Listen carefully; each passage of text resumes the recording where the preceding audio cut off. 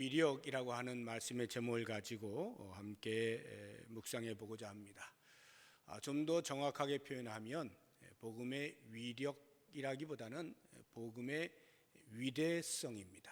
복음이 얼마나 위대하냐라고 하는 부분에 대해서 오늘 본문 안에 나타나는 여러 복음의 특성들을 살펴봄으로써 우리가 알아보도록 하겠습니다.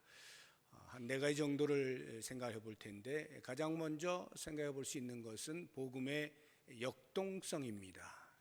복음이 한 곳에 머물지 않고 흘러간다는 말이죠.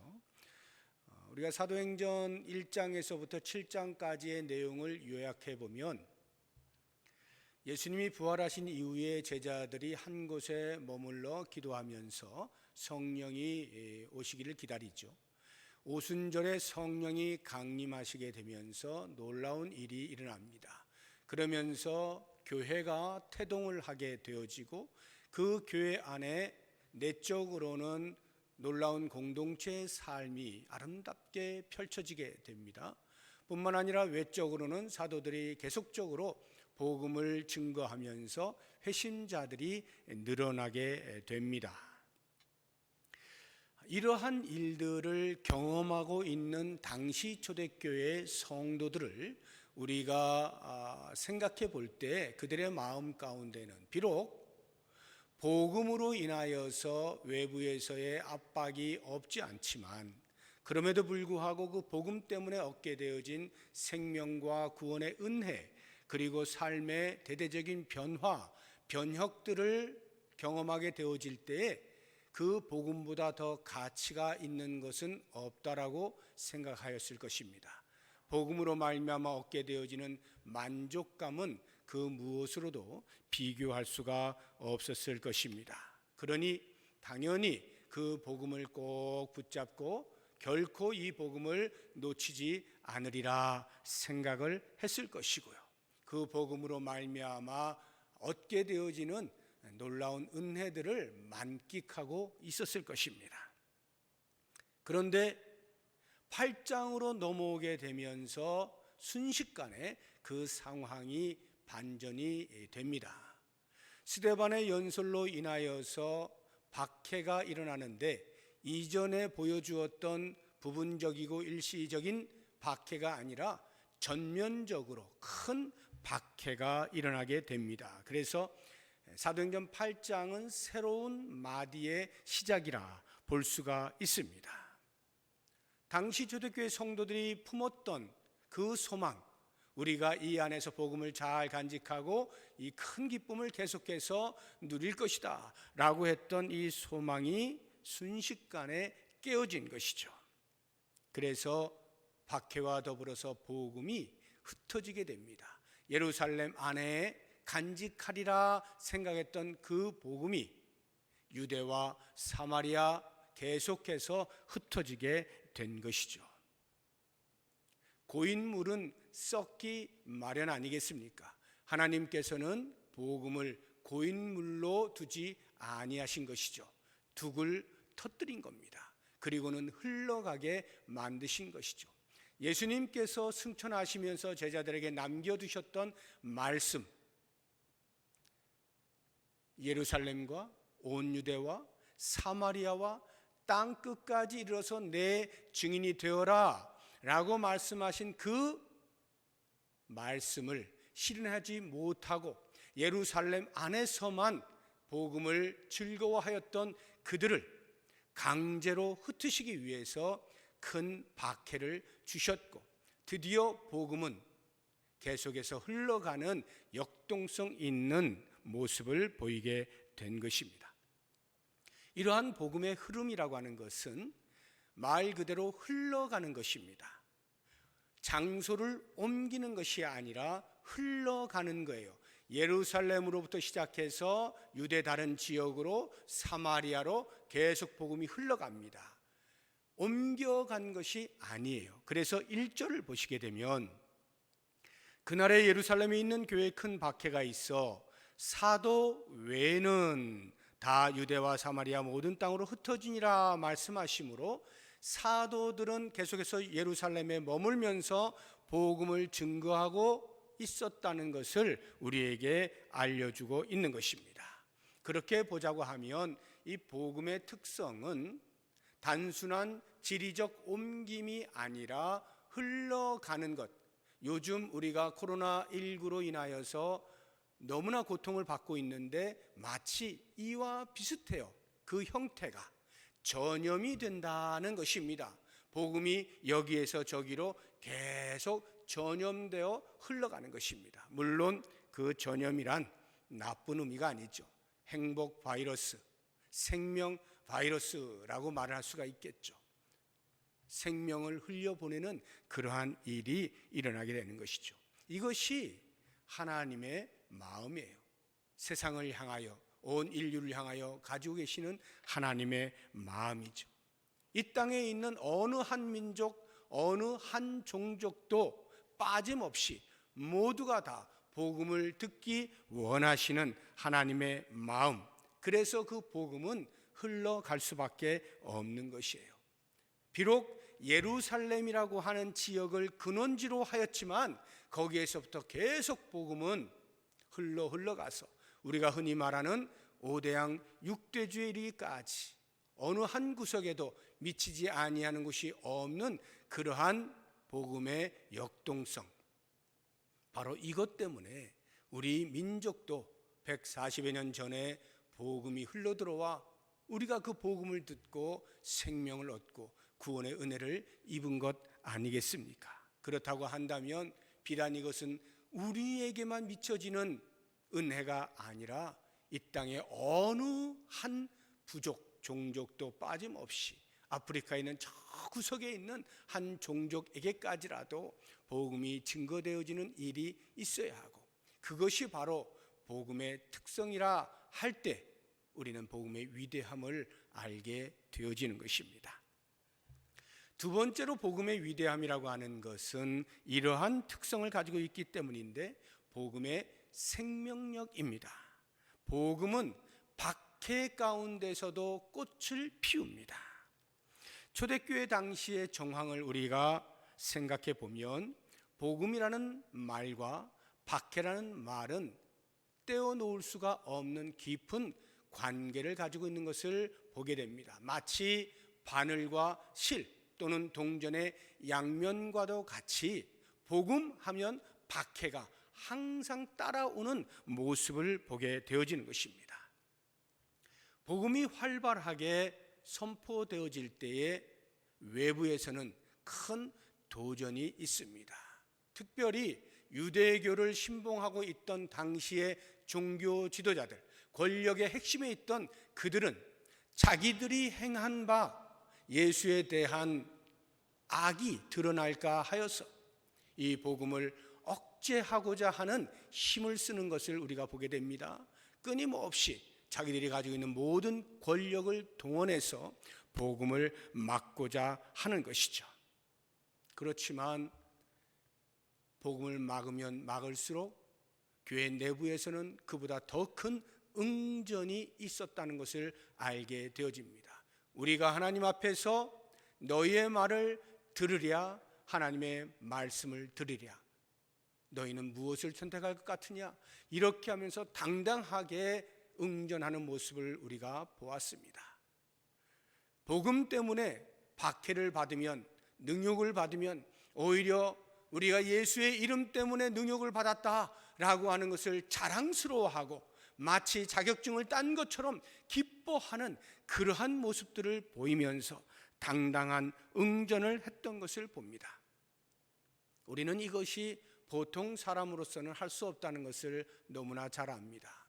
외부에서 박해가 가해지는데 어떻게 그것에 대하여 당당하게 맞설 수가 있었을까? 그것은 오직 성령이 임하셔서 성령의 다스리심을 받을 때에만 가능한 이야기죠. 성령의 다스리심을 받고 있는 사람들, 그 힘으로 얼마든지 응전을 할 수 있었던 것입니다. 그런데 그 부분적 박해가 이제는 스데반의 연설과 함께 큰 박해로 전환이 되어지죠. 여기 큰 박해라고 할 때 큰이라는 말이 우리가 흔히 많이 쓰고 있는 메가입니다. 헬라어로 메가스라고 하는 게 큰이라고 하는 단어의 원어예요. 메가처치, 메가톤급 태풍이다 이렇게 표현을 할 때 그 메가, 큰 박해, 전면적인 박해가 일어나게 된 거예요. 우리가 이러한 상황들을 쉽게 이해를 해보면 예수 믿는 것 때문에 핍박을 받는 사람이 있다라고 가정을 할 때, 그 아이가 있다라고 가정할 때 부모가 너 이제 이번 주부터 교회 가지 마 이렇게 엄포를 놓는 것입니다. 그런데도 계속 가는 거예요. 그러니까 이 부모가 할 수 있는 힘을 동원합니다. 매를 들고 이리 와 종아리 걷어 하고는 매를 때리는 것입니다. 너 한 번만 더 교회 가면 이제 엄청나게 맞을 줄 알아? 이렇게 말하는 겁니다. 그러다가도 말을 듣지 않고 끝까지 신앙을 지키게 되어질 때 결국에 부모가 할 수 있는 최후의 통첩, 너 집 나가, 너 우리 집 사람 아니야, 호적에서 팔 거야, 집 나가, 이렇게 하는 것이 당시 초대교회에 일어났던 큰 박해입니다. 예루살렘에 머물면서 예수 공동체 안에서 외부에 어떠한 박해가 있더라도 끝까지 굴하지 아니하고 복음을 지키고 예배를 드리며 신앙을 지켜왔던 그 사람들이 결국에는 힘에 밀려서 이제는 예루살렘에 더 이상 머물 수가 없게 되어진 겁니다. 쫓겨나게 된 것이죠. 이러한 초대교회 당시의 성도들의 상황을 보게 되어지면 그들은 이중의 고통을 겪고 있었음을 알 수가 있습니다. 하나는 스데반을 잃은 거죠. 스데반 집사, 그 교회의 자랑, 박해 앞에서 흔들리지 아니하고 오히려 당당하게 복음을 외칠 수 있었던 그 스데반, 당시의 성도들이 얼마나 자랑스러워했겠어요. 그래서 어쩌면 그러한 소망이 있었을런지 몰라요. 하나님께서 우리 스데반 집사님을 잘 보호해 주셔서 박해 가운데도 흔들리지 아니하고 끝까지 복음을 증거할 수 있게 해주십시오, 이렇게 기도했을런지도 모르겠어요. 그런데 그들의 기도와 염원에 부합되지 않게 그만 스데반은 아무런 힘을 쓰지 못한 채 돌에 맞아 죽고 맙니다. 성도들이 생각할 때 얼마나 큰 실망이 있었겠어요. 왜 하나님께서 그를 살려두셔서 더 큰 일을 하게 하지 않으시는가라고 하는 아쉬움과 큰 자랑거리가 사라지게 된 것에 대한 고통을 경험하게 되었을 거예요. 그런데 그에 더하여 또 하나의 고통이 있었다면 이제 그들이 자기들의 터전으로 삼고 살아왔던 거처를 떠나야 한다는 것이죠. 다른 어떤 이유 때문이 아니라 오직 예수의 이름 때문에 박해로 말미암아 밀려나게 되었다라고 하는 것입니다. 우리가 보통 이민을 가려고 할 때도 몇 년을 고민하고 살펴보고 또 살펴보고 과연 우리가 이민 가서 거기서 잘 살 수 있을까? 다 따져보고 그리고 이민을 가는 거예요. 내가 자의적으로 이민을 가고자 할 때에도 수없이 많은 대책을 세워놓고 가는 법인데 하물며 등 떠밀려서 쫓겨나가게 되는 사람이 무슨 그동안에 대책을 세웠겠어요? 순식간에 일어난 일이죠. 짐도 제대로 챙기지 못했을 거예요. 허겁지겁 도망가는 신세가 되어버린 것입니다. 이렇게 당시 초대교회 성도들은 이중의 고통을 겪게 된 것입니다. 그렇다고 하면 우리가 생각할 때 그 사람들의 마음속에 우리가 어쩌자고 이 복음을 받아들여서 이 고생을 하는가라고 하는 일말의 후회감이나 또는 회의감이 들만도 하지 않겠는가라는 생각을 하게 되는 것입니다. 그런데 이 복음의 생명력이라고 하는 것이 그들로 하여금 어떻게 만드는가? 4절을 보시게 되면 그 흩어진 사람들이 두루 다니며 복음의 말씀을 전하였다라고 고백을 하고 있습니다. 피난하는 중에 복음을 전하는 거예요. 이들이 복음을 전하기 위하여 흩어진 게 아닙니다. 복음 전도자로 파송받아서 가면서 복음을 전하는 게 아니에요. 지금 등 떠밀려서 할 수 없이 고향을 떠나야 되는데 그 와중에도 자기들이 머무는 곳에서 계속해서 복음을 전하고 있는 거예요. 이게 복음의 위대함이에요. 복음의 생명력. 박해가 심함에도 불구하고 그 박해 속에서 버티어내면서 꽃을 피워내는 거예요. 우리가 저 밖에 비바람이 몰아치고 있는 그러한 자리에서 꽃이 피어질 때 그 야생화의 고고함에 대하여 감탄을 금하지 못하잖아요. 마치 복음이 그와 같은 거예요. 외부에서는 박해가 강하게 몰아칩니다. 그런데도 불구하고 그 박해의 비바람 속에서 흔들리지 아니하고 오히려 더 고고하게 복음의 꽃을 피워내고 있는 이 모습, 이러한 복음의 생명력, 이것이 복음의 위대함을 증명해주고 있는 것입니다. 복음은 계속해서 흘러갑니다. 뿐만 아니라 그곳에서 꽃을 피워냅니다. 복음의 위대함을 볼 수 있는 모습입니다. 세 번째로 복음의 위대함을 우리가 본다면 그것은 복음의 영향력이라고 할 수가 있겠습니다. 복음을 듣는 자들에게 기쁨을 선물하는 거죠. 5절부터 보시게 되면 그 피난 가는 사람들 가운데 대표적으로 한 사람을 소개하고 있는데 빌립입니다. 이 빌립은 사도 빌립이 아니고 집사 빌립입니다.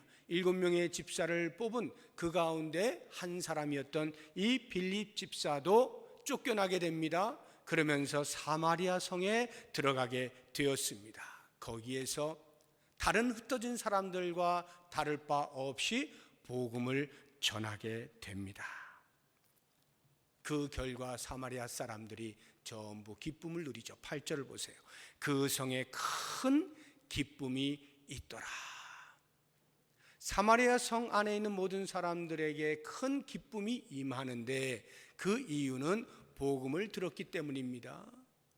우리는 사마리아 성 하면 생각나는 사건이 있죠. 요한복음 4장에 예수님께서 갈릴리로 가시려다가 사마리아 성을 지나서 가시죠. 그리고는 수가라고 하는 성에 이르러서 한 우물가에서 여인을 만나 복음을 전하지 않습니까? 생명을 나눠주죠. 그 사건 이외에 사마리아에서 복음을 전하는 일이 별로 기록이 되어 있지 않아요. 예수님의 복음 사역의 주 활동 무대는 갈릴리였습니다. 사마리아가 아니었어요. 그러니까 사마리아 땅에 있던 사람들은 복음을 들을 기회가 많지 않았습니다. 그러나 그들도 역시 메시아를 기다리던 사람들이에요. 그런 사람들에게 복음이 전달되어진 겁니다. 너희가 기다리던 그 메시아가 바로 예수다. 예수가 십자가에서 못 박혀 죽으시고 다시 부활하셔서 우리에게 참 소망을 가져다 주셨다라고 하는 생명의 복음을 전하게 되었고 그것을 그들이 듣게 된 것입니다. 복음을 들은 것뿐만 아니라 그들에게 있어서의 큰 기쁨이라고 하는 것은 복음으로 말미암아 나타난 현상을 보게 되었기 때문입니다. 7절을 보시게 되면 많은 사람에게 붙었던 더러운 귀신들이 크게 소리를 지르며 나가고 또 많은 중풍병자와 못 걷는 사람이 낫습니다. 죽기 현상들을 보게 되어집니다. 치유하는 일들이 일어나는 것을 보게 됩니다. 그러니 그들의 마음에는 더할 나위 없는 큰 기쁨이 있게 된 것이죠.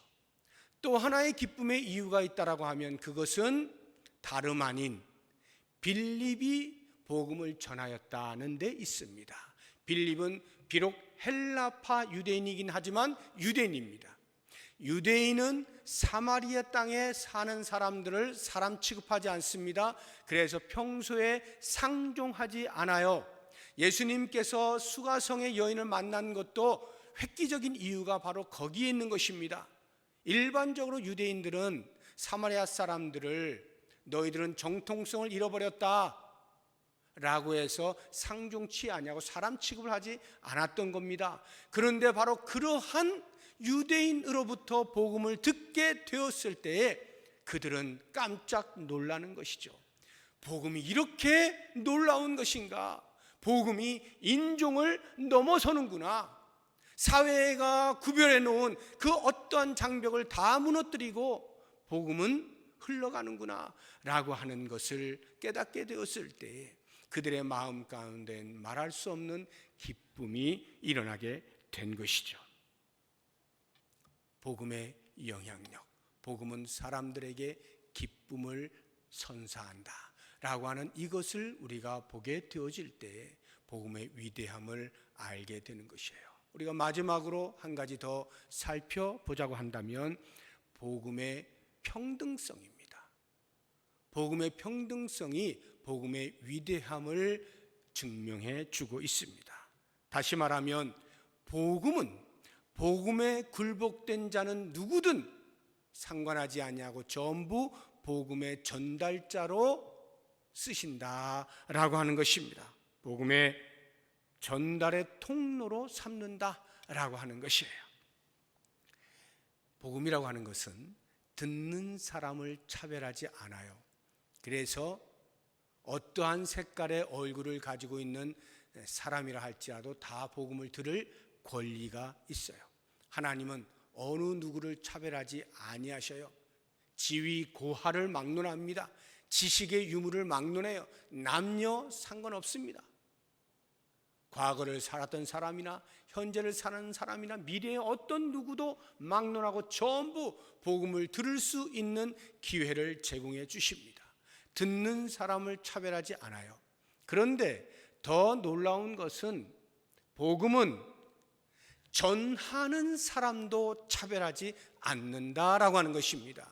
복음을 전하는 사람, 누가 전할 수 있을까? 이 놀라운 복음, 생명을 일으키는 복음, 누가 전할 수 있을까라고 할 때 어느 누구를 막론하고 다 사용하시는 겁니다. 오직 한 가지 자격이 있다라면 그것은 복음에 굴복된 자, 복음을 받아들인 자, 복음에 빚진 자, 복음을 경험한 자, 예수를 그리스도라 고백하는 사람, 이 사람만이 유일한 자격일 뿐 다른 그 어떠한 자격이 필요치 않아요. 이 세상이 말하고 있는 자격도 필요하지 아니하고 신앙생활에 있어서의 어떠한 자격도 필요하지 않습니다. 예수를 믿고 구세주라 고백하는 사람, 복음의 수혜를 입은 사람이면 누구든지 복음을 전할 수 있는 자격이 주어진다라고 하는 것입니다. 초창기에 이 복음은 예수 그리스도로 말미암아 전파되기 시작했죠. 예수님께서 이 땅에 오셔서 복음을 나누어 주신 겁니다. 그리고는 예수님이 승천하신 이후에 사도들이 계승받아서 복음을 전합니다. 부활하신 주님을 증거합니다. 그리고 거기에 멈추지 아니하고 다시 그것은 4절에 나오는 흩어진 사람들에 의하여 계속 계승이 되어집니다. 여기 이 흩어진 사람들에 대하여 우리가 이해를 잘 할 필요가 있습니다. 과연 흩어진 사람들이 누구일까? 이미 우리가 앞서서 본 것처럼 그 흩어진 사람들은 복음을 전하기 위하여 특별히 구별된 사람들, 파송받은 사람들이 아닙니다. 그냥 등 떠밀려서 박해 때문에 더 이상 그곳에서 살 수가 없어서 생명을 유지하기 위하여 도망쳐 나온 사람들입니다. 복음에 대하여서 너는 복음을 전할 수 있어 라고 하는 자격증을 수여받은 사람들이 아니란 말이에요. 시험에 통과한 사람들이 아닌 것입니다. 복음을 전하는 전도의 열정을 가진 사람들이 아니었어요. 그냥 예수 믿고 그 믿는 게 너무나 좋아서 공동체 안에서 예배드리고 함께 교제하고 즐거워하면서 평범하게 자신들의 삶의 터전에서 하루하루 먹을 것을 벌어가면서 그렇게 사는 평범한 사람들이었던 것입니다. 어쩔 수 없이 박해 때문에 고향을 떠나게 된 그 사람들, 그런데도 불구하고 그 평범한 사람들을 주님께서 들어서 사용하심으로 복음을 전하는 통로로 삼으시는 거예요. 사도행전 11장에 보면 놀라운 기록이 나타나고 있는데, 사도행전 11장 제가 한번 읽어보겠습니다. 19절부터 그때에 스데반의 일로 일어난 환난으로 말미암아 흩어진 자들이, 오늘 일어난 우리가 보고 있는 이 장면이죠.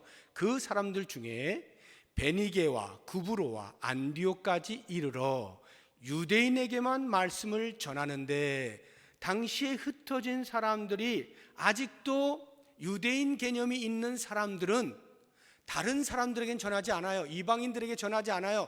유대인들만을 놓고 전합니다. 그런데 그 가운데서는 그 중에 구브로와 구레네 몇 사람이 안디옥에 이르러, 여기 안디옥은 수리아 안디옥, 이미 유대 땅을 넘어간 이방 땅에 있는 지역을 말하는 것입니다. 그 안디옥에 이르러 헬라인에게도 말하여 주 예수를 전파하니, 헬라인은 이방인을 말하는 거예요. 유대인 아닌 나머지 모든 사람들을 말하는 것입니다. 유대인 아닌 사람들에게도 주 예수를 전파합니다. 그냥 몇 사람이, 특별한 누구가 아니라 흩어진 사람들 가운데 그냥 몇 사람이 예수를 전파하니, 21절, 주의 손이 그들과 함께 하심에 수많은 사람들이 믿고 주께 돌아오더라. 수많은 사람들이 믿고 주께 돌아와 그 수리아 안디옥에 비로소 그리스도인이라 칭함받는 놀라운 역사가 일어나죠. 단순히 흩어진 몇 사람이 헬라인에게 복음을 전한 것뿐인데, 그 복음 전함을 통하여서 수많은 사람들이 주께 돌아오게 되어지고, 그 안디옥의 최초의 교회가 세워지면서 많은 사람들로부터 저 사람들은 그리스도인이야, 예수쟁이야, 이 말이죠. 예수쟁이야 라고 하는 말을 들을 만큼 철저한 복음에 변화되어진 사람들, 복음의 교회가 세워졌다. 이 놀라운 은혜를 우리가 무엇으로 설명을 할 수가 있겠어요? 복음은 듣는 사람들을 차별하지 아니할 뿐만 아니라 전하는 사람들도 차별하지 아니하는 것입니다. 그러니 심지어는 복음을 듣고 예수를 믿는 사람들을 박해하던 자리에 있던 사람조차도 바꾸어내어서 복음을 전한 자로 사용하시지 않습니까? 사도 바울이 대표적이잖아요. 오늘 말씀도 보게 되어지면 1절에 사울은 그가 죽임당함을, 스데반이 죽임당함을 마땅히 여겼다라고 합니다. 3절 보니까 사울이 교회를 잔멸할세 각 집에 들어가 남녀를 끌어다가 옥에 넘깁니다. 이런 자랑무도한 일을 행한 사울조차도 바꾸어내어서 사도 바울로 만들어 복음을 전하게 하지 않습니까?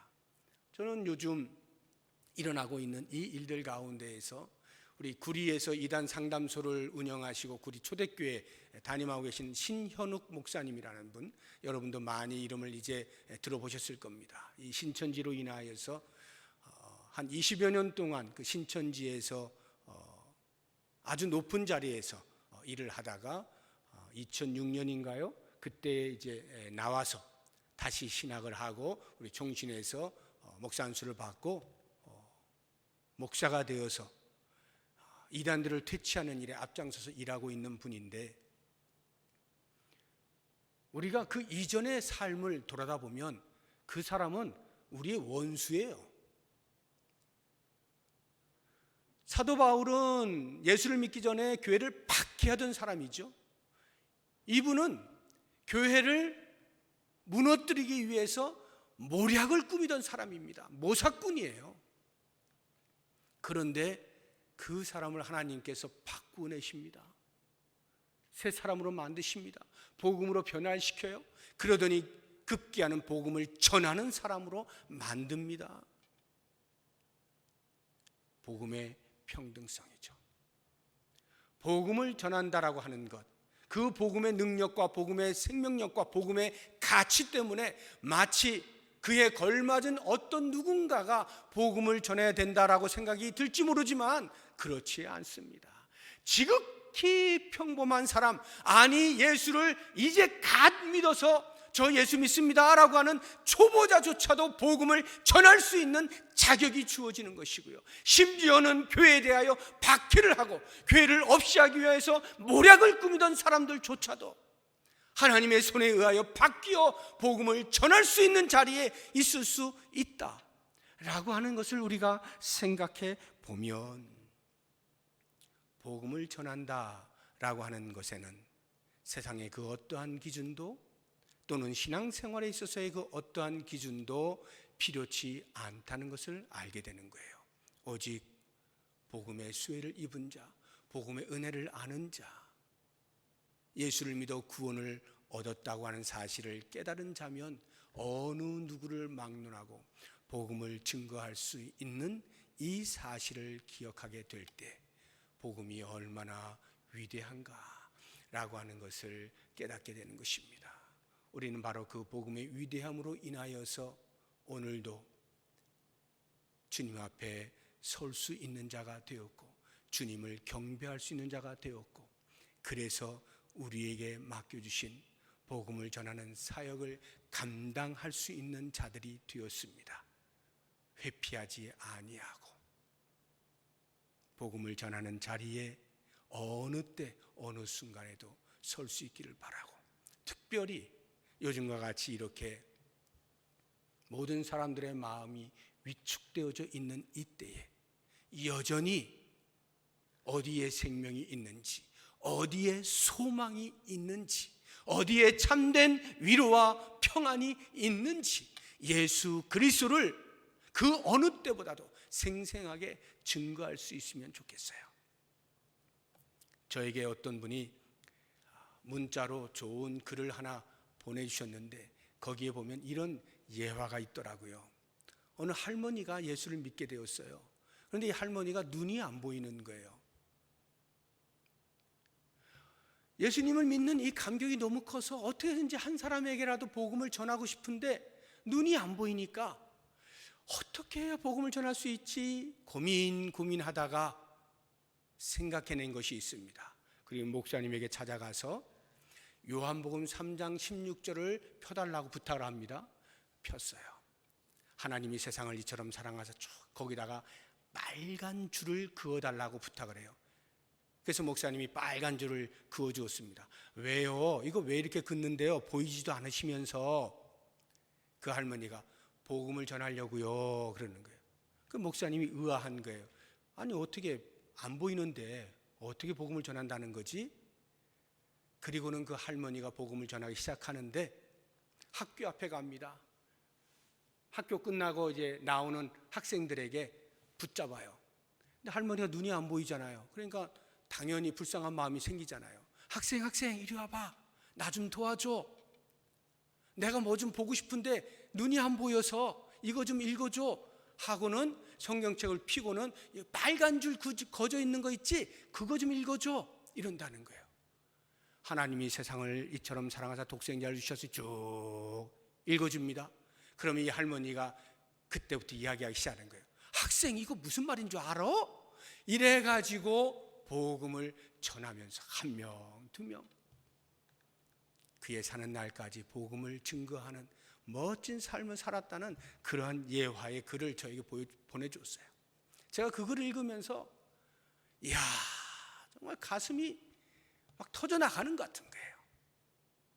눈이 보이지 않아도 복음을 증거해야 된다고 하는 이 사명에 투철하여서 어떻게 내가 복음을 전할 수 있을까 생각해내서 그렇게 열심을 다한다고 하면 사지가 멀쩡한 우리의 삶에서 복음을 증거하는 이 일에 어찌 우리가 게으를 수가 있고 소홀히 할 수가 있겠는가 돌아보게 되면서 우리의 사는 날 동안 우리의 있는 자리, 우리의 있는 처지, 우리가 만나는 그 어떤 누구에게도 살아계신 예수 그리스도, 우리에게 생명을 주신 그 예수 그리스도를 증거하며 살아야겠다, 이런 다짐을 해보면서 우리 모든 성도님들, 이 복음의 위대함이 나에게만 머물러 있지 아니하고 다른 사람에게 흘러갈 수 있도록 복음을 전하는 통로가 되어질 수 있는 놀라운 은혜가 있기를 주의 이름으로 축복합니다.